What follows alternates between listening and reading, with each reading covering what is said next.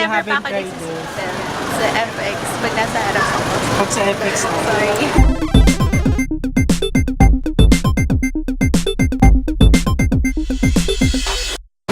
Uy, anong balita? Alam niyo ba na marami pa rin front seat passengers ng UP Express ang hindi nagsusuot ng seatbelt?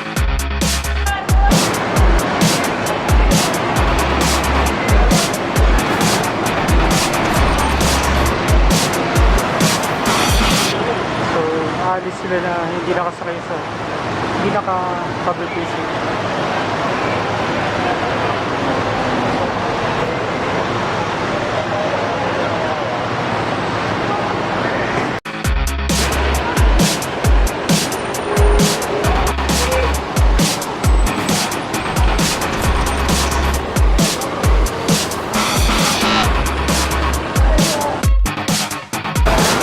Okay guys, so nandito tayo ngayon sa terminal ng Market. Tinignan nga natin yung mga UP Express na may mga front passengers kung gumagamit sila ng seatbelt.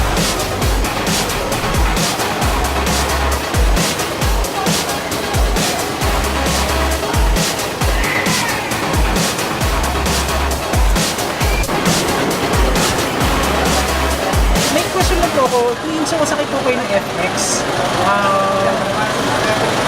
nagsusuot po ba kayo ng seatbelt? Ng seatbelt? Belt, actually, no. Sorry? Usually nasa backseat naman, so... Usually nasa back kayo, pero kapag sa front, Minsan kasi nag-a-alarm, kaya ka lang naaalala na mag-seatbelt. Pero since walang alarm to, tapos nakakalimutan ko. ano nag-work yung pag may kasabay kayo sa harap? Ay, Do you get to one wear seatbelt lang. Never tried. No, Hindi, you never haven't pa ako tried nagsusuot sa FX pag nasa harap ako. Pag sa FX na? Sorry. But why? Kasi usually nasa backseat nga lang din ako, same as here. So, hindi ako sanay. Hindi na kayo sanay, no? Tapos Yeah, di ba pero marami... later mag-seatbelt na ako. later may seatbelt.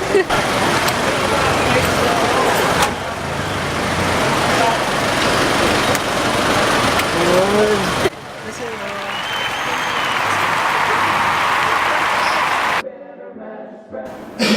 Ma'am, so ano po, masasabi po ba ninyo na mali yung ginagawa po ng mga UV Express drivers na sinisiksik po yung dalawang tao sa harapan kahit once? Depends kasi, Jerald, sa mga number of seats allowed per van. Iba-iba yung seating capacity and dapat kung ano lang ang number of seating capacity, yun lang dapat at hindi sobra-sobra.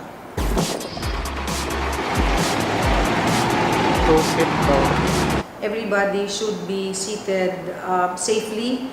Dapat walang jump seat. No jump seats allowed in the UV Express.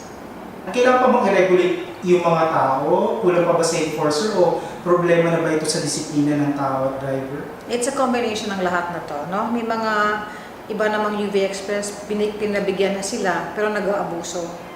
Disiplina, yes, kailangan ng drivers disiplina. We have to instill again in them. That's why we will be launching soon the Drivers Academy for all public utility vehicle drivers by May. They have to go through this exam, through this workshop, in order to give them a refresher course and review of the rules of the road. So titingnan naman natin yung side ng mga commuters po pagdating po sa mga usapin ng road safety. Hi sir. Yung harap na pang-isahan tao, huwag na natin gawin dalawa o tatlo. Naiintindihan ko na gusto nating kumita na mas malaki, pero ang problema naman sinasang-alang-alang natin yung kapakanan ng ating pasahero.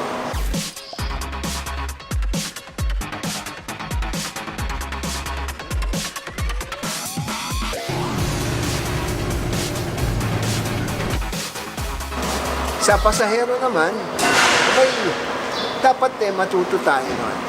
Hindi naman, ang pasahero kasi may mga obligasyon din pagdating sa public utility vehicle.